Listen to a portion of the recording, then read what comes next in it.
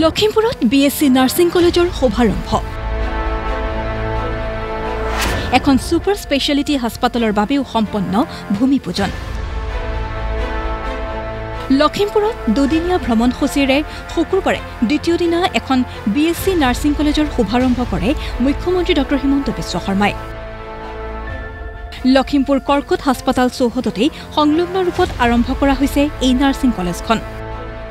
এইখন নাৰ্ছিং কলেজে নাৰ্ছিং স্নাতক পাঠ্যক্ৰম অধ্যয়ন কৰিব বিচৰা উত্তৰ অসমৰ ছাত্ৰীসকলৰ বাবে যথেষ্ট সহায়ক হ'ব আজি লখিমপুৰৰ ক্যান্সাৰ হস্পিটালত আমি নাৰ্ছিং শিক্ষাক সংযোজিত কৰিলো আৰু এখন BSc নাৰ্ছিং কলেজৰ আজিৰে পৰা আমি আৰম্ভণি কৰিলো ব্ৰহ্মপুত্ৰৰ উত্তৰ পাৰৰ ছোৱালীৰ বাবে নাৰ্ছিং শিক্ষাক আগুৱাই নিয়াৰ ক্ষেত্ৰত এই নাৰ্ছিং কলেজখনে গুৰুত্বপূৰ্ণ ভূমিকা গ্ৰহণ কৰিব এই নাৰ্ছিং কলেজখন শুভাৰম্ভ কৰাৰ প্ৰসংগতে সম্প্ৰতি ছিংগাপুৰত কৰ্মৰত অসমৰ 50 গৰাকী BSc নাৰ্ছৰ কথাও কয় মুখ্যমন্ত্ৰীয়ে 3 বছৰমান আগৰে পৰা ছিংগাপুৰৰ চৰকাৰ আমাৰ ওচৰত আহিছিল যে অসমৰ ছোৱালীক তেওঁলোকে নাৰ্ছ হিচাপে ছিংগাপুৰলৈ লৈ যাব খোজে আমি চেষ্টা কৰিছিলো অসমৰ পৰা প্ৰায় 50 গৰাকীতকৈও বেছি নাৰ্ছ এতিয়া আমাৰ জৰিয়তে ছিংগাপুৰলৈ গৈ ছিংগাপুৰত কাম কৰি আছে মই সুধিছিলো যে চৰকাৰী চাকৰি এৰি তোমালোক ইয়ালৈ আহিলা বোলে নহয় মামা আমি ভাল ইয়াত দৰমহা পাওঁ মাহত আমি 1.5 লাখ 2 লাখ টকা দৰমহা পাওঁ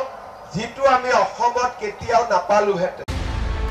মুখ্যমন্ত্ৰীয়ে জাপানী আৰু কোৰিয়ান ভাষা শিকিললে জাপান আৰু দক্ষিণ কোৰিয়াটো অসমৰ নাৰ্ছৰ বাবে কৰ্মসংস্থাপন ওলাব বুলি দোহাৰে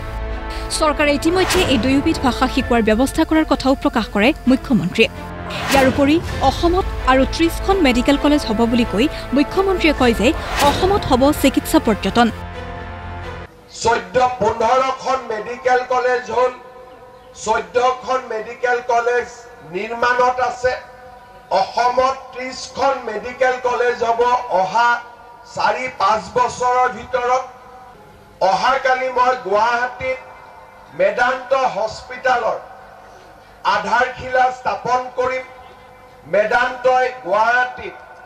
800 বেডেড এখন হস্পিটাল বনাব মেক্সে গুৱাহাটীত এখন হস্পিটাল বনাব আৰু আন 3খন ডাঙৰ হস্পিটাল গুৱাহাটীলৈ অহাৰ বাবে আমাৰ লগত আলোচনা চলাই আছে আজিকালি হস্পিটালৰ লগত এই গুটেই কেখন হস্পিটালৰ লগত একোখন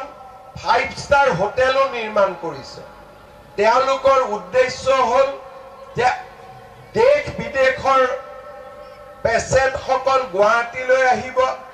হোটেলত এটেন্ডেন্ট থাকিব যাৰ কোনো টকাৰ অভাৱ নাই আৰু হস্পিটালত চিকিৎসা ল'ব যাক মেডিকেল টুৰিজম বুলি কোৱা হয় আৰু এতিয়া গুৱাহাটীলৈ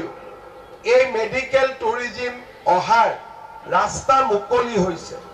এই BSc নাৰ্ছিং কলেজৰ শুভাৰম্ভ কৰাৰ লগতে এখন সুপাৰ স্পেশালিটি হাস্পাতালৰ বাবেও ভূমি পূজন কৰে মুখ্যমন্ত্ৰীগৰাকীয়ে প্ৰায় 300 কোটি টকা ব্যয় সাপেক্ষে নিৰ্মাণ হ'বলগীয়া হাস্পাতালখন 3 বছৰৰ ভিতৰত সম্পূৰ্ণ হ'ব লখিমপুৰৰ মেডিকেল কলেজ আমি আৰম্ভ কৰিছিলো কিন্তু এই মেডিকেল কলেজখনত পোষ্ট গ্ৰেজুৱেট আৰু সুপাৰ স্পেশালিটি আৰম্ভ কৰাৰ সময় আহি পৰিছে আৰু এটা দীৰ্ঘম্যাদী লক্ষ্য আগত লৈ আজি আমি 200 কোটি টকা ব্যয়েৰে লখিমপুৰ মেডিকেল কলেজত সুপাৰ স্পেশালিটি হস্পিটাল এখনৰ শিলান্যাস কৰিছো ভূমি পূজন কৰিছো উল্লেখ্য নাৰায়ণপুৰ আৰু ঢকুৱাখনতো নিৰ্মাণ কৰা হ'ব অসামৰিক হাস্পাতাল প্ৰকাশ কৰিলে মুখ্যমন্ত্ৰীয়ে লখিমপুৰৰ পৰা বুবুল হাজৰিকাৰ ৰিপৰ্ট প্ৰতিদিন টাইম